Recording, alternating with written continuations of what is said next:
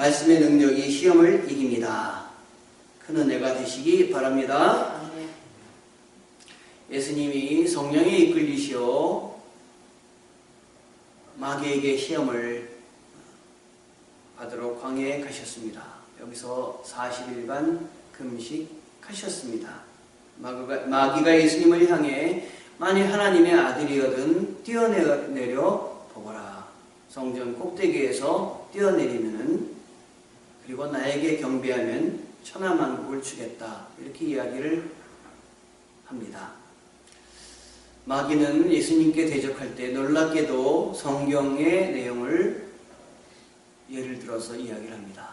마귀가 성경을 아주 훤히 알고 있었다 하는 것입니다. 우리도 마귀에게 대적해서 마귀를 이기게 하기 위해서는 성경에 통달하지 않고는, 영적으로 무장하지 않고는 결코 마귀에게 이길 수가 없습니다. 마귀는 이렇게 힘이 있습니다. 말씀으로 무장할 때 그 말씀의 능력으로 말미암아 성령께서 함께 하시고 내주하시는 그 능력으로 우리는 이길 수가 있습니다. 사단은 예수님께 만일 하나님의 아들이거든 능력을 보여달라고 도전을 합니다. 그러나 예수님은 하나님의 말씀을 이용해서 사단을 물리치십니다. 우리는 궁핍한 환경 속에서도 하나님의 말씀을 사모해야 하겠습니다. 하나님의 능력을 이용해 세상의 주목과 명예를 받으려고 하지 말고 우상을 숭배함으로 세상 영광을 얻을 수 있다 해도 그 유혹을 단호히 뿌리치고 하나님만 섬겨야 됩니다. 예수님은 시험받는다는 것이 무엇인지 아셨습니다. 우리 연약함을 긍휼로 나타내십니다. 말씀으로 무장하고 예수님을 의지하면 우리도 모든 시험을 넉넉히 이길 수가 있는 것입니다. 오늘 말씀에는 천국 복음을 전파하는 그 자들을 위해서 또 말씀을 전하고 있습니다. 예수님은 요한이 잡히자 나사렛을 떠나 가버나움에서 사십니다. 이때부터 천국이 가까웠으니 회개하라고 말씀하시면서 복음을 전파하십니다. 예수님의 제자들을 부르십니다. 안드레, 베드로, 야고보, 요한, 갈릴리를 두루 다니시면서 말씀을 전하십니다. 천국 복음을 전파하시고 병든 자, 약한 자를 고치십니다. 예수님에게 붙잡힌 사람이라면 똑같은 일을 감당할 수 있을 것입니다. 예수님께서 병든 자, 약한 자 이런 사람들을 고쳐주셨듯이 하나님이 고쳐주실 줄 믿습니다. 우리 교회는 이런 능력이 날마다 일어나서 하나님을 사모하는 자들이 모이는 교회가 되어야 합니다. 아멘. 하나님의 능력이 나타날 줄 믿습니다. 아멘. 병든 자, 아픈 자들이 치유될 줄 믿습니다. 아멘. 12절에서 17절에 하나님의 일은 하나님의 때를 분별해서 신중하게 시작을 해야 함을 말하고 있습니다. 유대에서 세례받으시고 시험을 이기신 예수님은 곧바로 사역을 시작하지 않으셨습니다. 세례 요한이 잡힌 후 당시 이방 세력 아래에 있었던 갈릴리 지역 가버나움으로 옮기셔서 하나님의 말씀을 선포하십니다. 이로써 구약 성경의 예언이 성취되었습니다. 성도는 자신의 뜻, 자신의 때, 그리고 나의 업적을 고집하지 말고 하나님의 나라를 먼저 생각하면서 감당을 해야 하겠습니다. 제자를 부르신 일들이 나옵니다. 복음 사역자가 되기 위해서는 외적인 조건보다도 충성이 더 중요합니다. 여러분, 아무리 좋은 스펙을 쌓았다 할지라도 하나님 앞에 충성을 하지 않는 사람은 하나님의 일꾼이 될 수가 없습니다.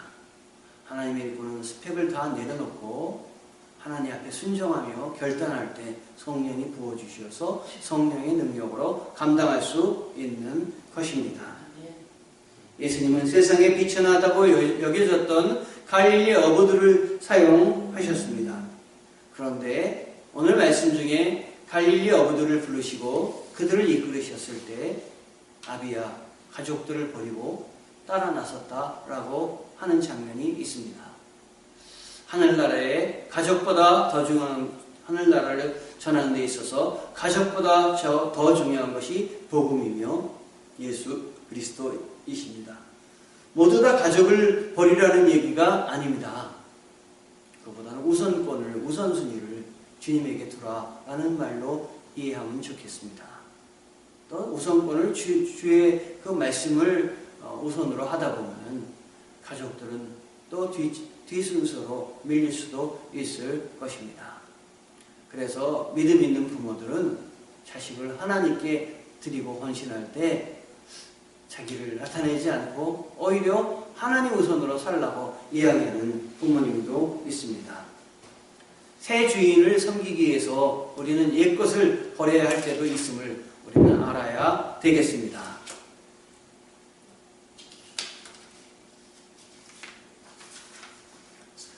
이렇게 해서 이제 주님이 전하는 말씀이 전파되고 세상에 퍼지고 있습니다. 23절에서 25절에 보면 가르치고 전파하고 고치시는 일들을 적고 있습니다. 예수님은 온 갈릴리를 부지런히 다니시며 무리를 가르치시고 천국 복음을 전하셨습니다. 예수님이 못 고치시는 질병은 하나도 없었습니다. 주님은 육체적이고 정신적인 문제로 고통당하는 사람들을 다 가까이 올 때마다 치료해 주셨습니다. 그리고 그에게 치료뿐만 아니라 영적인 자유, 또 세상의 평안함과 은혜도 주셔서 그 병마로부터 자유함을 해방시켜 주셨습니다. 오늘날 예수를 믿는 자들은 그의 모든 문제가 해결되고 또 구원의 확신과 더불어 그 마음의 평안을 얻으며 그리고 모든 것에서 해방되게 해주실 줄 믿습니다.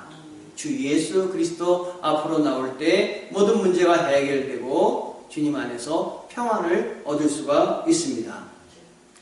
그러므로 우리 모든 사역의 궁극적인 목적은 병을 고치는 것도 필요하고 그리고 또 세상에 여러 가지 좋은 환경을 갖는 것도 중요하고 하지만 영혼 구원입니다.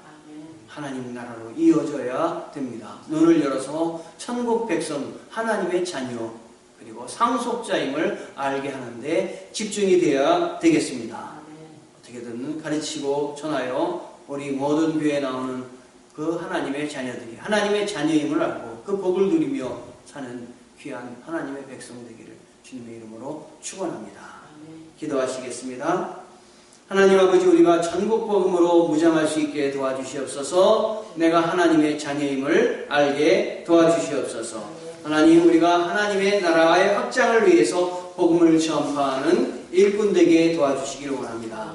이를 위해서 하나님이 택해 주셨는데 뒤돌아보지 말고 하나님 바라보면서 사랑하며 용서하며 하나님 우리가 더욱더 겸손해지며 하나님의 말씀으로 충만할 수 있도록 아버지 하나님 함께해 주시길 원합니다. 주님의 말씀을 따르기 위해서는 성령을 받아야 됩니다. 주님의 말씀을 따르기 위해서는 말씀에 충만해야 됩니다. 하나님, 내가 돌아보고 말씀에 충만한 삶을 살고 있는지 돌아보기에 도와